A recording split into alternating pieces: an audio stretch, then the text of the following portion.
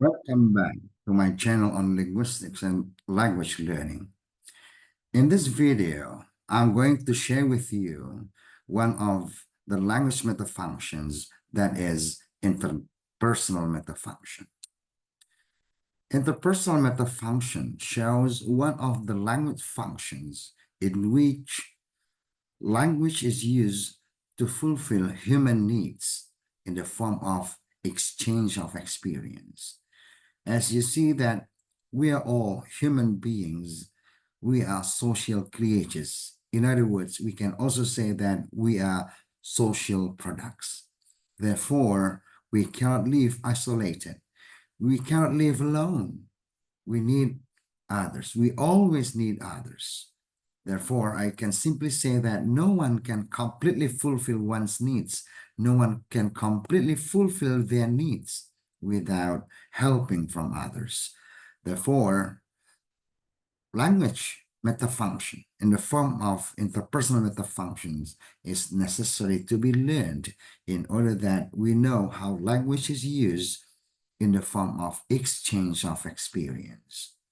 And this is also the gift from our God that only human beings are destined with interpersonal metafunctions.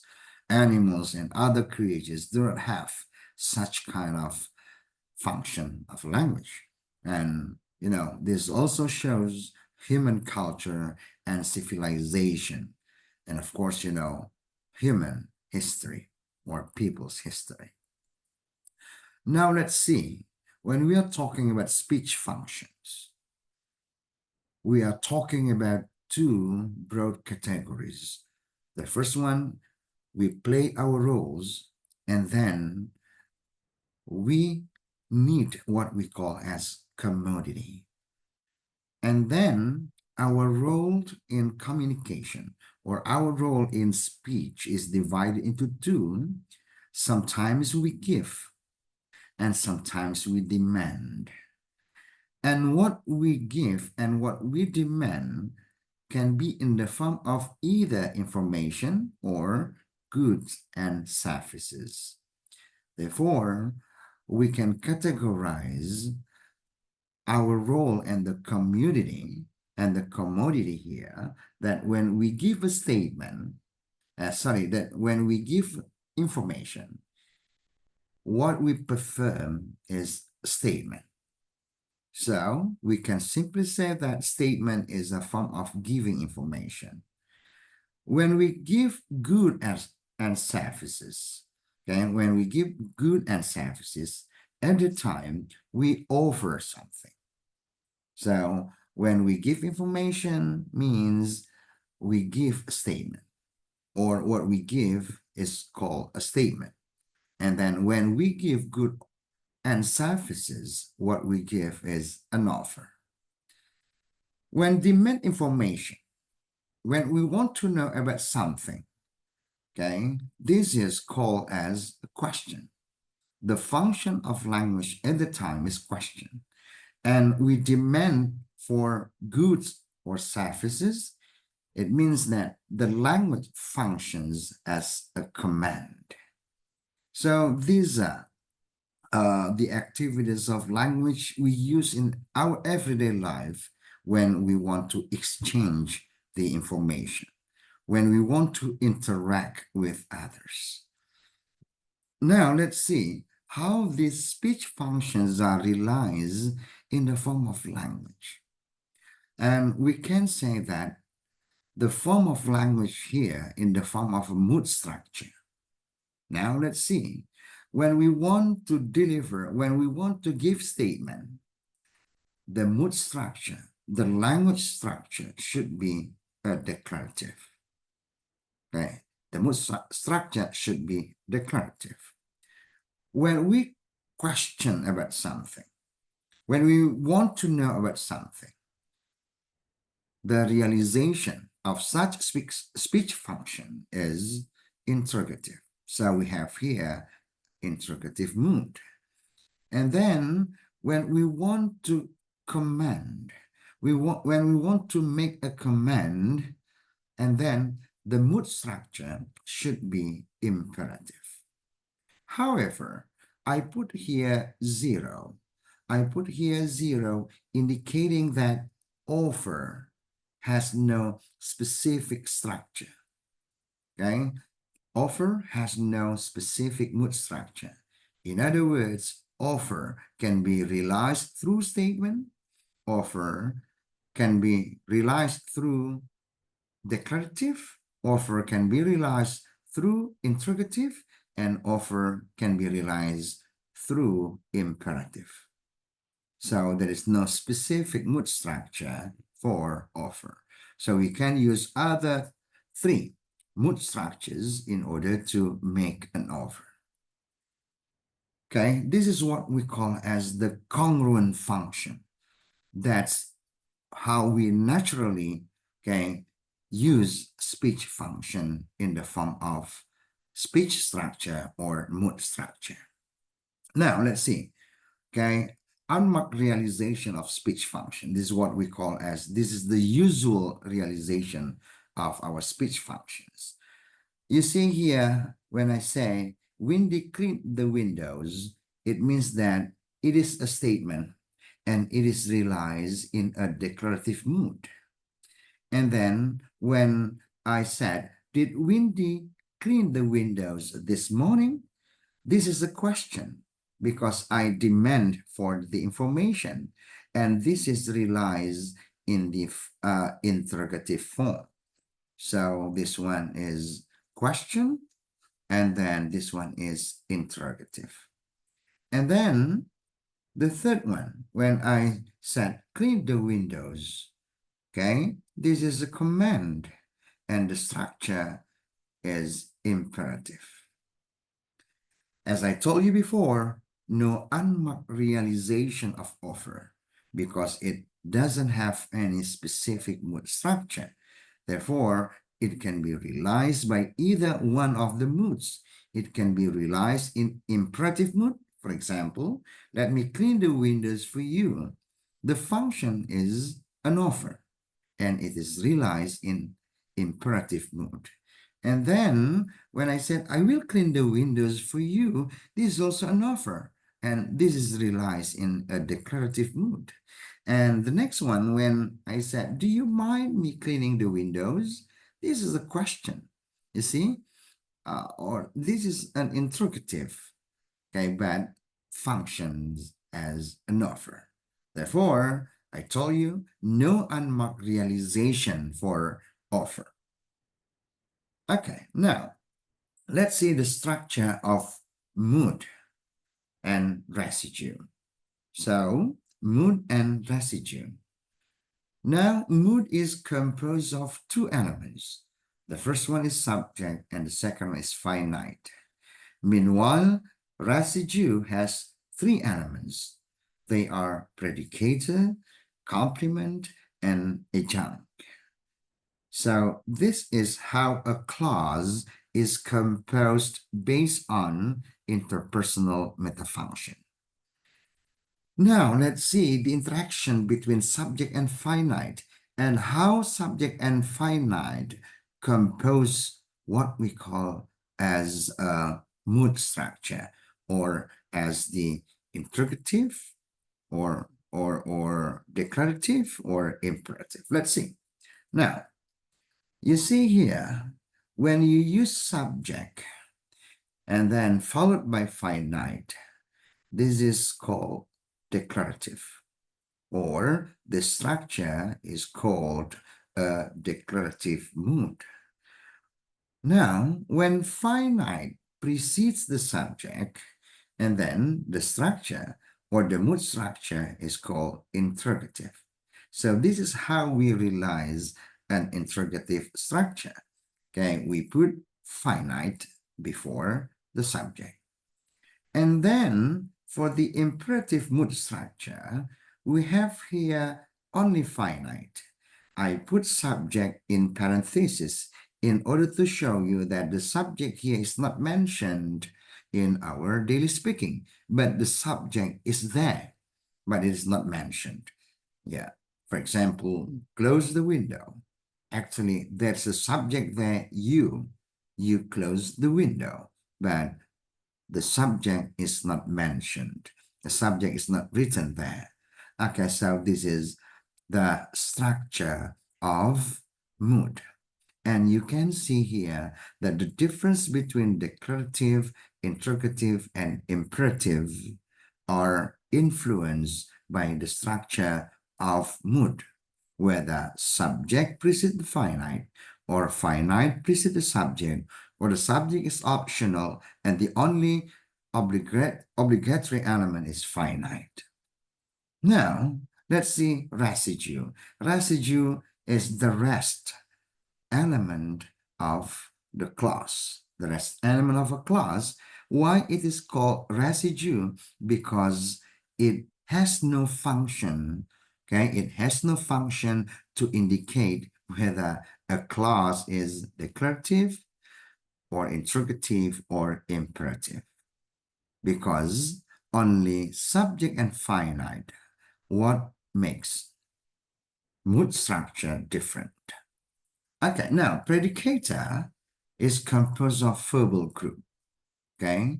And then complement is composed of participant. Why I call participant? Because complement has the possibility to be promoted as the subject, okay? On the other hand, adjunct doesn't have any opportunity, okay, to be promoted as the subject. Okay, adjunct is a circumstance. And you know, when you learn about transitivity elements, circumstances somehow related to adverbs. Okay, circumstance of place, circumstance of time, circumstance of reason, and other kinds of circumstances. Okay, now let's practice the subject and finite coding mood. Okay, as you see here, I only have exactly one complete clause. Santos wrote a novel last year, and the other clauses only are only composed of finite and predicate. Finite and subject, or subject and finite. You see here, Santos wrote a novel last year. Did he? I only use here the finite and subject. And then, yes, he did. No, he did not. He did. He did not. Obviously, he did. Apparently, he didn't. He did for sure. Okay? So you can see here the repetition or the reiteration of he and did to indicate the mood structure, because mood structure is composed of subject and finite. Now, let's see finite and predicator, how they interact in order that you can separate between the finite and the predicator. When I write only do, only write, okay, write, okay, process write. In this process, there are two kinds of elements based on the interpersonal metafunction. The first one is do as the finite, and then write. And wrote, we have here actually did and write. And write, we have actually here does and write. Can write, exactly. It is really obvious that can is there. So we can say can write, must write, and so on. And this is actually when you learned about formal grammar. This is used to show the difference between deep structure and surface structure. When we use write, this is a surface structure. Okay, because write here is composed of do plus write, and wrote is composed of did plus write. And you see that do, did, and so on, these are finites. So what can you conclude?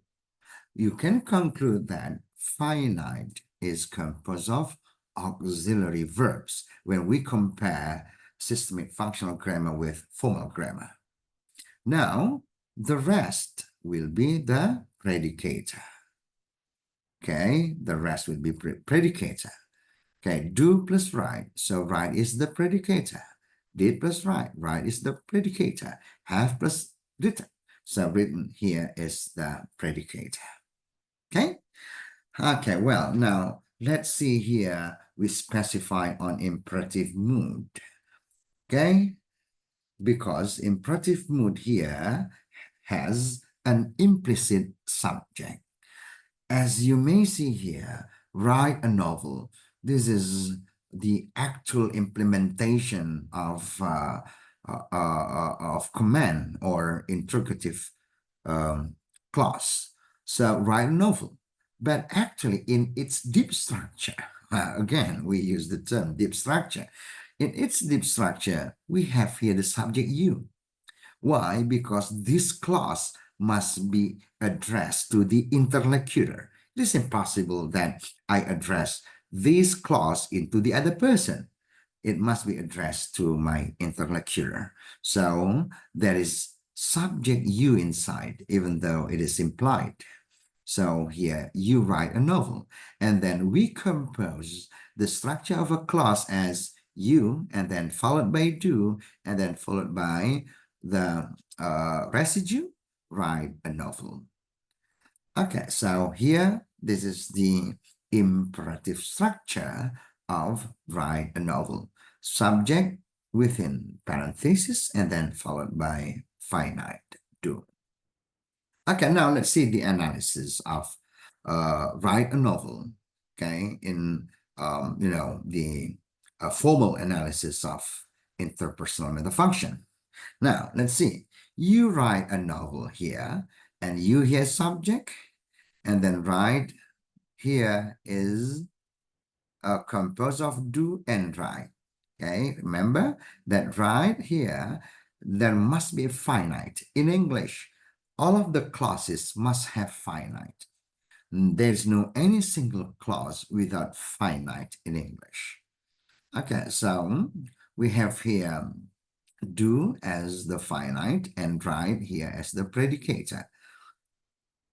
And you see that the mood here is subject within parentheses and do. Okay, this is imperative, and the rest is predicator. Residue, predicator, and complement.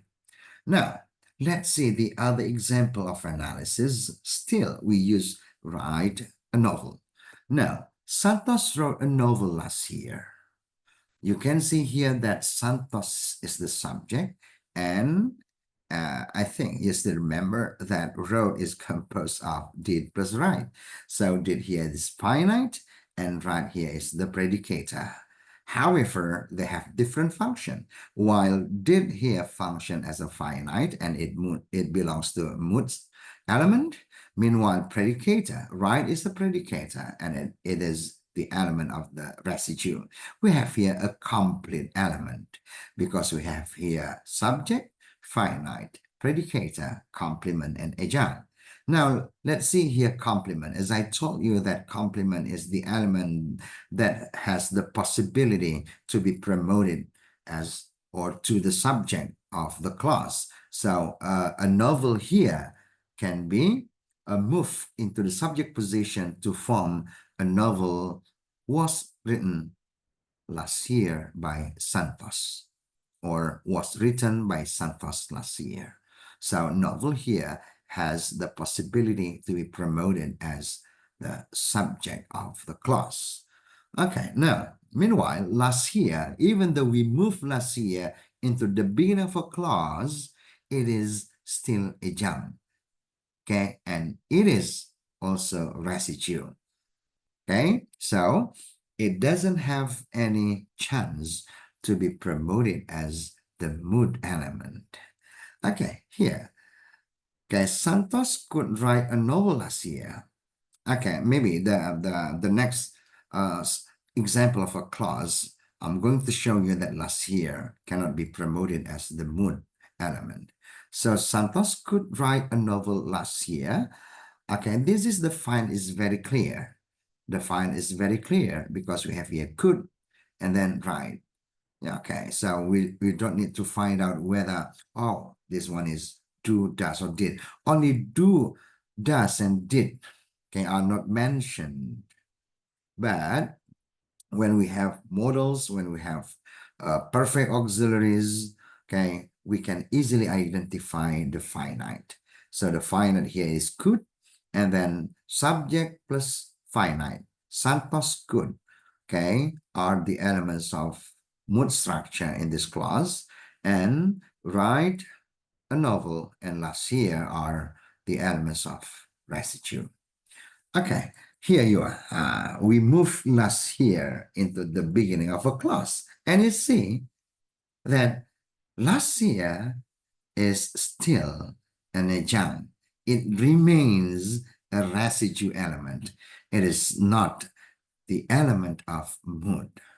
Okay, even though we move it into the beginning of a class. So last year, we have here last year and also write a novel as the residue, but they are separated by mood.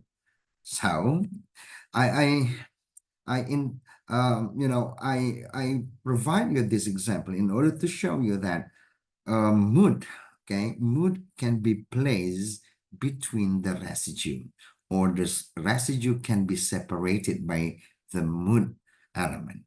Okay, so last here is a residue. In order to show that this is the element of residue, I wrote here re. Okay, and this one is sidu, so residue. And then Santos and did, so subject and finite still become the mood structure, okay, or the elements of mood in this class. And the other elements, right, and then novel and Nasir, they are the residue elements. And here you are the last example. She writes a novel. Okay, and you see that right is composed of does plus right.